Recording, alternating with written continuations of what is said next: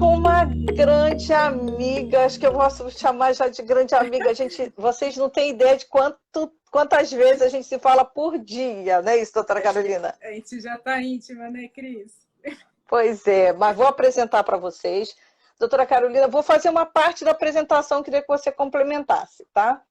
Então, a doutora Carolina, ela faz parte da comissão de campanhas da Sociedade Brasileira de Endocrinologia e Metabologia, né? Vou até falar que a gente ralou muito agora recentemente acompanhando o EBT, que não foi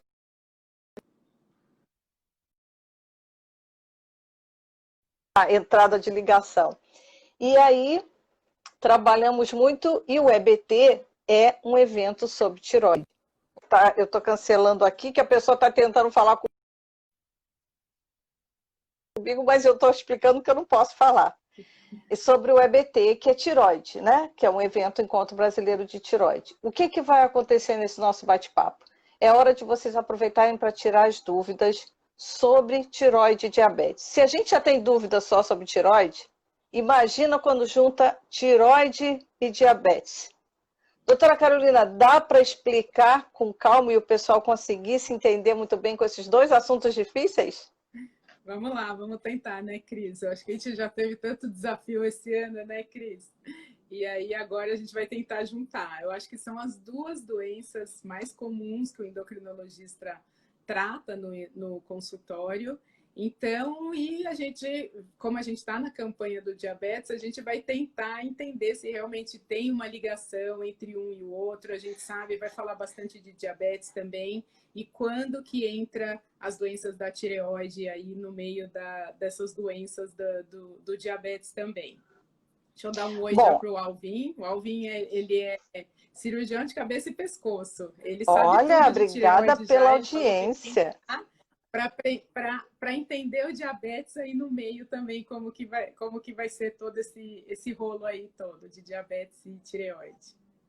Bom, para poder explicar ao pessoal, caso o pessoal não saiba, a gente está começando essa série, porque agora dia 14 de novembro é o Dia Mundial do Diabetes, então a gente está tentando esclarecer todas as dúvidas que a gente pode, né, para o pessoal que acompanha a revista. A revista em Diabetes é um projeto totalmente free, né? Todas as informações que a gente tem no site da revista, em todos os canais, vocês podem acessar. São mais de 40 revistas publicadas online, gratuitas, é só baixar, ler. Se não quiser baixar e ler, e quiser ler direto no site, tem aquela opção de folhear também. E tudo vocês podem baixar sem custo, sem nada. É um trabalho de um grupo que tem como principal objetivo dividir informação com todo mundo, que é o que a gente mais gosta de fazer. Então, deixa eu dar acenar aqui também para a Aide, que acabou de entrar. Então, deixa eu te começar com uma pergunta. Quem tem diabetes pode desencadear problemas de tireoide? Ou, ao contrário, quem tem problemas de tireoide tem alguma prevalência ou alguma maior incidência de problemas de diabetes? Bom, Compliquei tudo? Não, mas é complicado mesmo, Cris. Eu acho que a primeira coisa é a gente entender, né, que existem vários tipos de diabetes, talvez os dois mais comuns que a gente tem é o diabetes tipo 1 e o diabetes tipo 2. O diabetes tipo 1, ele é um diabetes autoimune, então é uma doença autoimune e que, através de autoanticorpos, vai ter destruição ali de umas células do pâncreas e aí vai ter a falta da produção da insulina.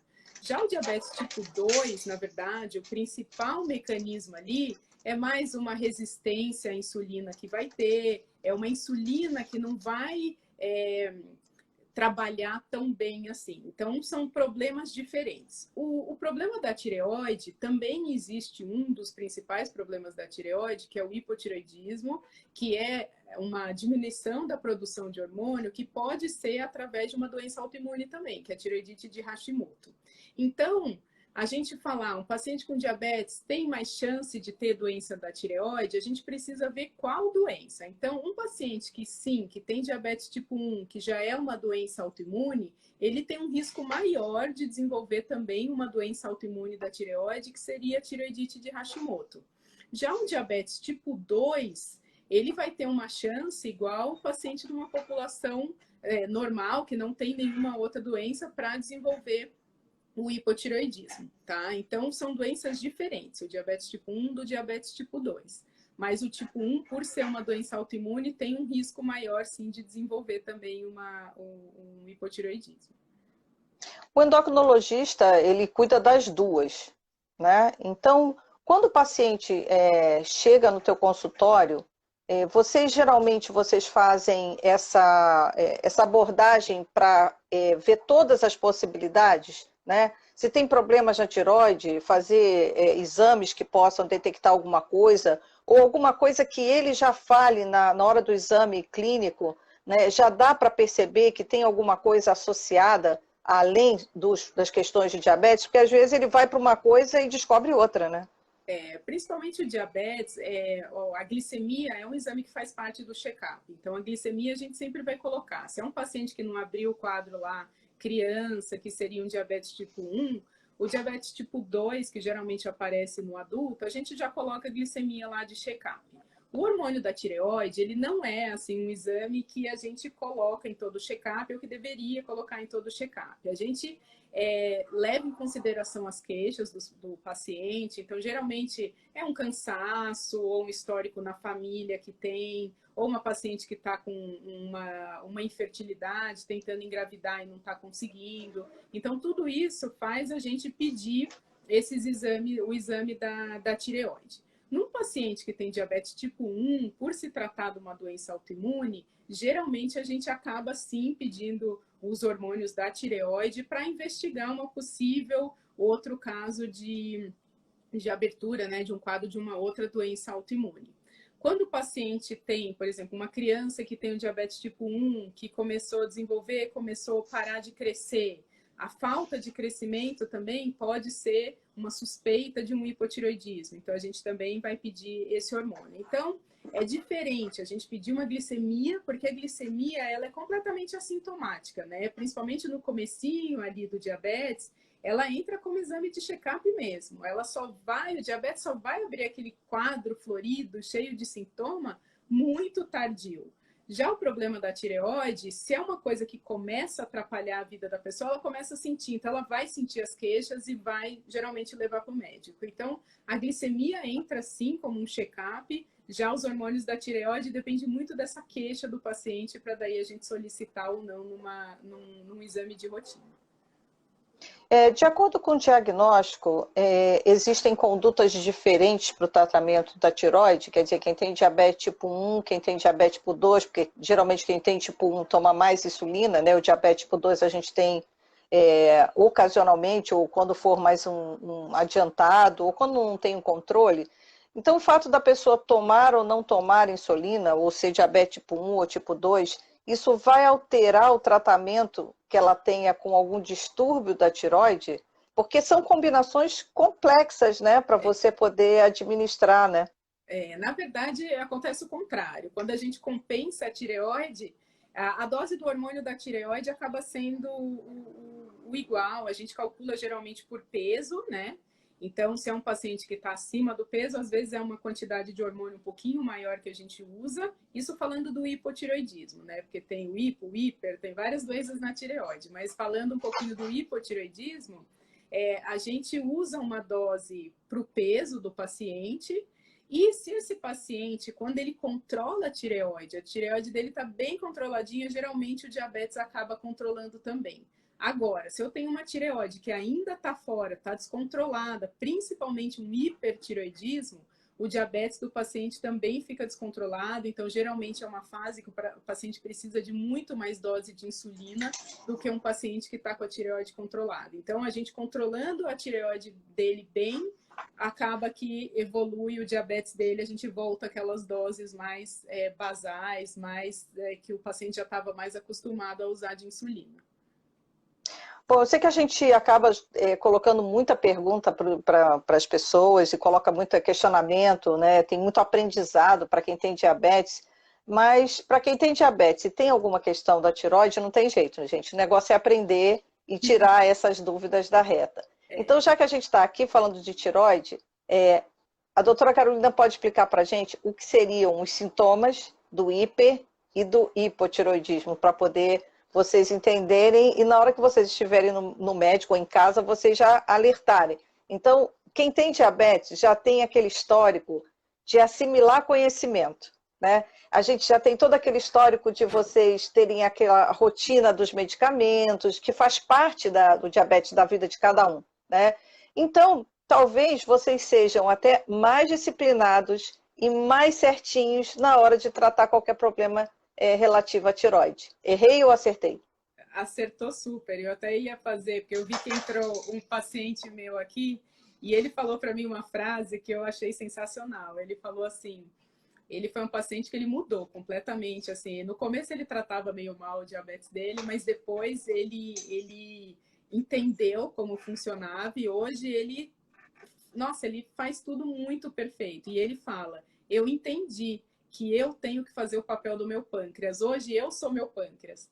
Então, assim, ele fala, eu faço o papel de um órgão. Imagina se você tivesse que ficar bombeando o seu coração o tempo todo. Verdade, Ele verdade. fala assim, então eu preciso entender como um pâncreas funciona, porque eu faço o papel do meu pâncreas. E é isso, assim, eu acho que é a melhor definição. A pessoa tem que entender como funciona, tem que se interessar, tem que ir atrás. E às vezes ele mesmo me manda pergunta, e essa nova insulina que saiu, será que é para mim? Ele já está bem à frente do que eu tô, porque ele já está super atualizado. Porque realmente, assim, é algo que a pessoa precisa entender, tem que saber. E cada diabético, principalmente o paciente, o portador do diabetes tipo 1, ele oscila muito. Então, tem uns que comem alguma coisa que faz pior do que para o outro, que aumenta mais a glicemia do que o outro. Então, cada um vai saber sua variabilidade. E é isso que cada um tem que entender para até ajudar a gente nesse tratamento. A gente precisa do paciente que entende a sua doença para a gente conseguir tratar de um jeito que fica muito mais fácil. Bom, a doutora Cláudia Piper, que entrou aqui agora também, ela é consultora da revista em diabetes e ela está fazendo uma pergunta para você, né? Qual a frequência da tiroidite de Hashimoto, né, no caso do diabetes tipo 2? Olha, exatamente do diabetes tipo 2, em porcentagem, eu não sei, Cláudia. Ela é bem menos frequente, porque acaba sendo da população em geral. Então, eu imagino que mais ou menos uns 10% assim. É muito mais comum no diabetes tipo 1. Diabetes tipo 1 é ao redor de uns 30%. Acaba que no diabetes tipo 2, quando não tem, né? Porque tem que levar em consideração a parte hereditária, tudo. Só pelo próprio diabetes tipo 2 em si, não é algo que aumenta a prevalência da tiroidite de Hashimoto. A gente estava conversando, gente, porque para vocês poderem entender, para poder a gente atingir o maior número de pessoas e maior número de dúvidas, a gente sempre conversa antes de entrar nas lives, né? A gente fica conversando sobre quais são as dúvidas que geralmente os pacientes têm, a gente acessa a internet para ver o que se manda, para poder a gente chegar a algumas conversas e levar algumas conversas para vocês. E uma delas, assim, tem dois assuntos bem complexos já, quando é só tireoide, imagina quando for tireoide e diabetes, que são o caso dos nódulos. E aí eu vou pedir para a doutora Carolina explicar um pouquinho sobre essa relação. Se tem relação, se quem tem diabetes tem mais tendência a algum tipo de nódulo, e depois a gente parte para um outro assunto que é parecido com esse. Aproveito e vou dar boa noite para o pessoal. A Paty, Cláudia também está comentando sobre essa resposta que você deu, e dar boa noite para o pessoal que entrou aqui para acompanhar o bate-papo da gente. Isso. Bom, até eu vou pegando o gancho da sua pergunta, eu já emendo com a pergunta que a Cláudia tinha feito. O Hashimoto realmente é mais comum mesmo no diabetes tipo 1. Agora, no diabetes tipo 2, a gente já tem uma outra, né, fisiopatologia da doença, e aí sim a gente tem um risco maior de nódulo de tireoide. E é justamente por uma outra causa, que seria assim, resistência insulínica, o aumento da insulina, fatores de crescimento, isso sim, até a própria obesidade, a maioria dos pacientes que têm diabetes tipo 2 acabam tendo obesidade também. A obesidade pode levar ao aparecimento de nódulo tiroidiano. Então, o nódulo de tireoide é mais comum, a gente encontra mais em paciente com obesidade, com diabetes tipo 2, com resistência insulínica. Isso é muito mais comum mesmo de encontrar. E aí, sim, por isso a gente tem que investigar esse paciente, não é sair pedindo ultrassom para todo mundo, mas examinar o pescoço desse paciente que tem diabetes tipo 2 ou um paciente que tenha obesidade e aí sim continuar a investigação desse nódulo. No paciente que tem diabetes tipo 1, não é uma associação comum a gente encontrar nódulo de tireoide ou câncer de tireoide nesses pacientes. E quando a gente tem um aumento do nódulo, a gente sabe que a obesidade também já é um fator de risco para desenvolver câncer também. Então, hoje a gente tem visto aparecendo muito nódulo, câncer de tireoide em pacientes mais jovens também, e grande parte desses pacientes também por conta da obesidade, tá? Então, gera uma tireoide com fatores de crescimento, com genes que vão tudo levando ali a um risco maior de nódulo e de câncer de tireoide também, Cris. Você falou sobre obesidade, e aí eu fiquei pensando que fica cada vez mais complexo, né? Porque o paciente que pode chegar para você, ele pode chegar com obesidade, com problema na tireoide e com diabetes, né? Para onde ele corre primeiro? É o endocrinologista mesmo. O endocrinologista, a gente faz endocrinologia e metabologia justamente para isso. Então, assim, acaba que, como a gente faz clínica médica também antes de fazer a endocrinologia, a gente vai olhar o paciente como um todo. E são todas doenças que estão ligadas com a parte metabólica. Então, a obesidade, ela gera diversas outras doenças. Então, pode aumentar a glicemia, a resistência à insulina. Aí tudo isso é o endócrino que vai orientando o paciente, ajudando na perda de peso. Claro que se a gente tem uma equipe multidisciplinar, é muito melhor, o resultado é muito melhor, porque a gente precisa do nutricionista para ajudar a gente para fazer, né, o plano alimentar para o paciente. Além disso, a gente precisa. Tem alguns pacientes que precisam do psicólogo também para ajudar. Então, uma equipe multidisciplinar realmente faz a diferença ali no tratamento da obesidade. Mas toda essa parte metabólica que vem junto com a obesidade é o endócrino que acaba tratando. E aí, quando tem alteração hormonal junto, o hipotireoidismo, aí já está com o endócrino mesmo, o endócrino toca o barco. Existe uma sequência, doutora Carolina? Por exemplo, vamos cuidar, ou cuida das três coisas ao mesmo tempo, ou Fica cuida tudo de uma junto. de cada vez? Na verdade, assim, muita das alterações começa ali com a obesidade. Então, por exemplo, o paciente tem obesidade e isso vai acarretando outras alterações, como, por exemplo, alteração no colesterol, um diabetes. Então, tudo isso pode ser o que o início ali foi a obesidade. Então, a gente começa a tratar, então já começa a orientar o paciente para perda de peso, se precisar de medicação, a gente já começa o tratamento medicamentoso para ele, orientação da dieta, prática de atividade física. Se a gente já detecta uma alteração na tireoide, já começa a fazer a reposição do hormônio. Se precisar, se tiver alguma alteração de colesterol, aí a gente avalia. Talvez só com a dieta pode ser que resolva. Tem alguns casos que a gente precisa medicar. Mas uma perda de peso eficiente já, assim, de 10%, já ajuda muito, já reverte, às vezes, muita alteração. Então, uma resistência insulínica, às vezes, já começa a reverter. Então, tudo isso começa a já mudar e, aos poucos, aquela medicação que a gente entrou, às vezes a gente consegue tirar. O da tireoide que é um pouco mais complicado. Então, geralmente, quando o paciente tem um hipotireoidismo, é a falta da produção de hormônio. Então, geralmente, esse paciente ele tem alguma doença que levou a essa falta da produção do hormônio, então o paciente vai ter que fazer a reposição para o resto da vida. Então não é uma medicação que a gente vai usar, basear, ele está obeso, então vou usar, então agora eu vou tirar. É muito difícil acontecer isso. Geralmente, quando acontece na tireoide, é porque já tem de fato uma alteração. Bom, você falou que vai ter que tomar remédio para o resto da vida. O paciente diabético, ou quem tem diabetes, né, ele já tem mais ou menos isso regrado na vida dele, né? Então, se é uma pessoa que tem diabetes, que te procura no consultório, e ele tem que associar mais o medicamento, que também vai ser para a vida toda, como é que a gente consegue lidar com isso de uma forma menos complexa para quem tem diabetes? Eu acho que, na verdade, o que a gente tem que ser muito racional é dar para o paciente a medicação que ele realmente precisa. Então, o paciente com diabetes tipo 1, ele sabe que ele tem a falta da insulina, que se ele ficar sem a insulina, ele vai morrer. O paciente com diabetes tipo 2, geralmente ele consegue, a grande maioria consegue controlar muito bem com a dieta, com a atividade física, e aí dependendo do grau, talvez uma medicação, talvez duas, três, aí depende muito do perfil de cada um. Quando o paciente tem alguma alteração na tireoide, ninguém, assim, é muito difícil alguém dar um remédio da tireoide, vamos tomar mais esse aqui? Não, geralmente é porque realmente precisa. E o paciente, ele vai sentir medir que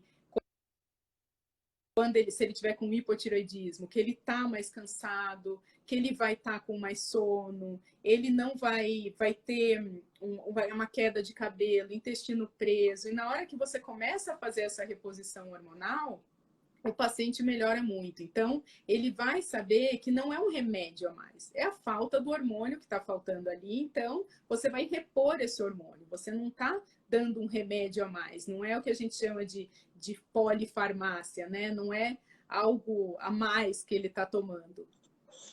Você usou uma expressão bem interessante, que é o seguinte: ele não está tomando um remédio, ele está tomando um hormônio que ele não tem.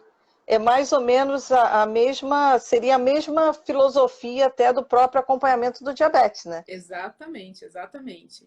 Eu vejo assim, os pacientes, principalmente pacientes que têm diabetes tipo 2, eles são mais resistentes com a medicação. Por quê? Porque eles não têm a falta do hormônio. O hormônio está lá, mas não está trabalhando tão bem. Então, eles acham que aquilo não precisa, que aquilo sim é um remédio a mais.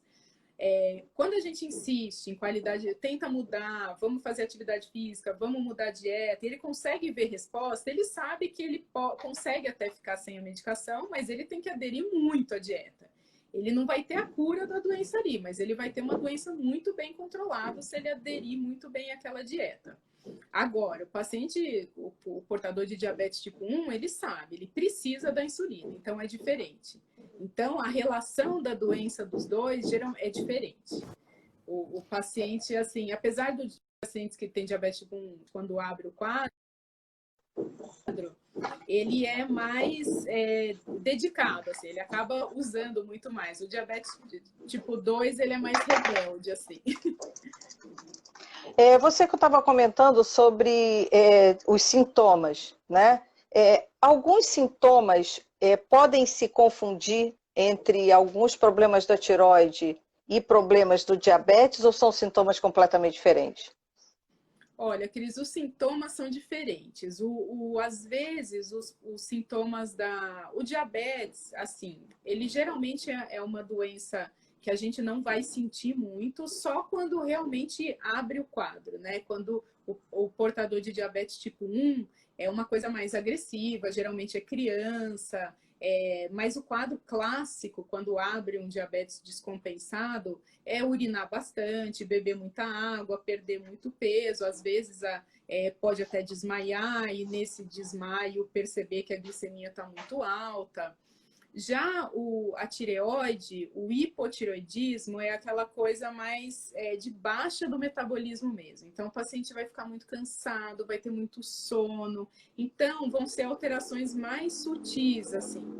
E o hipertireoidismo acelera tudo. Então, é aquela criança que começa a ficar mais agitada, ou um adulto que começa a emagrecer. Então, às vezes, o hipertireoidismo pode confundir um pouco com o diabetes quando descompensa. A diferença é que não tem essa parte de ficar urinando muito, beber muita água. Mas a perda de peso, isso até pode ser parecido. Mas na tireoide é uma coisa mais longa também, e aí o paciente já fica tão incomodado com aquilo que vai atrás. Bom, então uma das coisas para a gente passar para um outro assunto aqui que também a gente estava conversando é que quando vocês perceberem alguns sintomas diferentes, conversem com o médico. Não deixe achando que aquilo faz parte, isso é normal, eu estou achando, eu estou assim mesmo e etc. Não façam isso porque vocês podem adiantar, evitar uma série de problemas que não teriam, né? Mas o difícil é perceber, né? Exatamente, principalmente para o hipotireoidismo, né? Porque o hipotireoidismo, é aquela sensação de sono, de cansaço, de esquecimento. Quem que não está assim, ganhando um pouquinho de peso? Quem não está assim, principalmente agora na pandemia? Então é algo que assim, você vai perceber que está diferente do que você era antes. Então, antes eu acordava bem disposta. O que aconteceu? Que de uma hora para outra eu tô acordando muito mais, eu não descansei à noite. Então, isso você tem que se perceber e realmente falar com o seu médico, levar para o seu médico que isso está diferente. E aí sim o médico acaba pedindo daí o hormônio da tireoide para ver se realmente não tem um hipotireoidismo que apareceu. Bom, a gente está quase começando a entrar aqui na nossa reta final e a gente vai falar de um assunto também delicado, que é o câncer de tireoide, né? Porque eu acho que é difícil para o paciente começar, antes até de eu falar, olha, eu não sei, é Craquemácio, né? É a Camila. @ Camila? Então é a Camila, olha, eu quase fui parar no psiquiatra antes de começar a tomar o hormônio de tireoide. Então, Exatamente. a gente sabe que é complexo, né? É bom que a Camila falou isso. As alterações da tireoide podem parecer muito com alterações psiquiátricas, tanto o hipertireoidismo parecer uma ansiedade exagerada e o hipotireoidismo muito parecido com depressão. Então, isso também, às vezes, é um dos primeiros sintomas, parece uma depressão, então o paciente sente mesmo esse cansaço, uma tristeza, uma depressão, vai primeiro no psiquiatra. Se o psiquiatra não tem a sutileza de pedir, assim, ou não percebe aquilo lá no paciente, ele acaba tratando realmente como uma depressão, como foi caso assim, de várias pessoas que tratam no melhor, e na verdade é um hipotireoidismo que está ali. Quando a gente começa a fazer a reposição hormonal, está resolvido o problema do paciente. Então, realmente, assim, um dos sintomas da tireoide podem ser esses sintomas psiquiátricos também. E você comentou dessa questão de ficar deprimido. Esse também é um pouco do primeiro sintoma quando alguém é diagnosticado diabetes, né? Isso, baixa aquela negação, não quero saber, não é? Exatamente. Eu acho que E aí? etapa de várias doenças, assim. O diabetes, principalmente o diabetes tipo 2, como é aquela sensação de que eu tô bem, eu não tô sentindo nada, você fala que tem diabetes, às vezes o paciente assusta, fala, não, que isso, mas a partir de agora eu vou me cuidar. Então, todo mundo tem uma certa negação e fala que vai se cuidar, até faz ali 1, 2 meses e depois acaba relaxando porque viu que, eu tô meio igual, não mudei muito mesmo. Então, essa é a maior dificuldade do paciente que tem diabetes tipo 2. O tipo 1 você tem que tratar, porque assim, ele vai tratar e ele vai ver a diferença nele. Então, é muito mais difícil para a família aceitar, porque geralmente são crianças, né, que abrem o quadro. Então, para a família é um choque muito grande. Você acompanhar essa criança, você ter que começar a fazer o controle, né, de glicemia dela. Agora está mais fácil, porque com a tecnologia a gente já tem monitores muito mais não tão invasivos quanto ficar picando o dedinho toda hora, insulinas, né, mais discretas também. Então, tudo isso foi facilitando, mas todo começo é muito difícil. A gente ia falar do câncer, o câncer é a mesma coisa, né? Quando a gente vem com aquela notícia do câncer de tireoide, também, na hora é sempre... Para mim, a consulta mais difícil, eu tenho que chegar e falar para o paciente, porque depois do acompanhamento, eles já estão tão ali dentro da doença que é muito mais fácil. A mais difícil é a hora que a gente tem que comunicar, tem que falar, que a vida a partir dali vai mudar. Então, a gente tem um monte de adequações que tem que fazer, adaptações, tem que mudar a dieta, tem que mudar várias coisas. Então, acho que esse baque inicial realmente abala todo mundo. E qualquer doença, não só câncer, mas também diabetes, tipo 1, tipo 2, qualquer uma realmente dá uma abalada, Cris. Existe alguma relação de mais câncer de tireoide para quem tem diabetes? Diabetes Ou não tem nada a ver? Geralmente é mais com obesidade. A obesidade a gente tem visto mais, paciente obeso com mais nódulo, paciente obeso com mais câncer. Mas o diabetes em si, aumentar o risco de câncer de tireoide, não. Quando a gente estava conversando sobre essas sensações, essas questões todas que você até estava colocando, que você tem que conversar com calma, né, e tal, como é que é esse primeiro momento? Aqui a gente já está chegando no finalzinho já, né? Como é que é essa abordagem do médico, né? Como é que ele acolhe ali o paciente? Porque no fundo a gente sabe que vocês sofrem tanto quanto o paciente na hora que está ali. Então, como acolher melhor e como dar um conselho para o paciente para a gente até já chegar aqui na nossa reta final do nosso bate-papo? Cris, essa eu acho que é a pergunta mais difícil. Isso não se ensina. A gente tem uma aula na faculdade que é assim, que é a propedêutica que a gente aprende, daí tem até a empatia médica. E eu lembro que quando eu aprendi isso, a gente tinha umas frases que falavam assim, nossa, isso deve ser muito difícil para você. É um negócio assim que, assim, quando você lê na teoria é uma coisa. Quando você está na prática e com a vivência, é uma coisa completamente diferente. Tem pacientes que vão te envolver muito, você acaba entrando muito na história deles, você acaba tratando tanta gente da família ou conhecendo tudo que você vai ficando íntima. Aqui eu vi vários meus entrando, tipo a Camila, que eu já sei tudo, o Daniel. Então, tem vários aqui que a gente acaba virando realmente uma família mesmo. A gente não tem como a gente não se envolver com o paciente. É uma coisa que na teoria é muito bonita, mas a prática é outra. Essa empatia que a gente tem com alguns pacientes, a gente se identifica, a gente tem que acompanhar muito de perto, principalmente quando é um câncer, que a gente fica junto com o paciente, a gente vê o pós-operatório, a gente conhece toda a família ali no pré-operatório, no pós-operatório. Então, se envolve. Não tem fórmula mágica, Cris. Isso é uma coisa assim que não tem uma resposta pronta. Eu só sei que às vezes a gente tem que se treinar muito para não se envolver tanto, porque a vontade é pegar todo mundo no colo. Eu ia falar super maternal, assim, então eu tenho essa vontade. Assim. Tem paciente que realmente a gente vai junto, não tem como. Olha, pelo que a gente já vem acompanhando já de tanto tempo, essa é uma relação de uma grande parte dos endocrinologistas que a gente convive.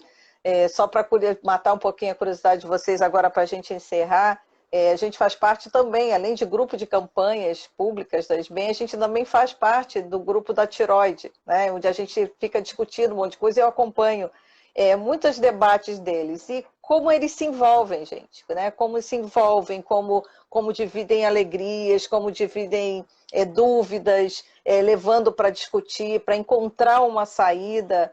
Então, assim, confiem, né? Confiem.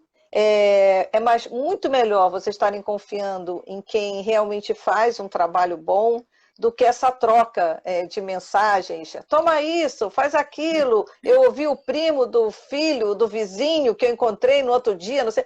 Então, conversem mais com os médicos, dividam com eles. Eles estão abertos para isso. É como a doutora Carolina falou, dá vontade de carregar todo mundo no colo e a gente já está te carregando no colo para agradecer muito a tua presença aqui nesse nosso bate-papo. Acho que esclareceu muitas dúvidas do pessoal e a gente vai continuar com a live aqui no IGTV para o pessoal tirar mais dúvidas, porque com certeza foi muito, muito, muito bom mesmo. Obrigada, Cris. Eu acho que a gente já está juntas faz 2 anos, né, Cris? Organizando todas as campanhas e a gente nunca tinha ficado junto conversando numa live. Então, vamos já organizar para o ano que vem, a gente já organiza mais lives. Eu adorei. Mandem no meu perfil, eu vou colocar lá, podem mandar perguntas. Se tem uma coisa que eu gosto de fazer é responder, falar de tireoide, falar de diabetes. Como a Cris falou, eu acho que eu tenho uns 15 grupos de tireoide, a gente fica discutindo o caso. A naninha da minha filha é uma tireoide, para vocês terem ideia. Então, a tireoide está tanto na minha vida e que eu gosto demais mesmo. Podem colocar perguntas lá e a gente continua conversando, já que o tempinho acaba sendo curto aqui. Contar e vocês vão gostar muito. Obrigada, doutora Carolina. Até a próxima, que acho que a gente vai fazer mais, né? Vamos, com certeza. Obrigada, Cris. Tchau, gente. Obrigada.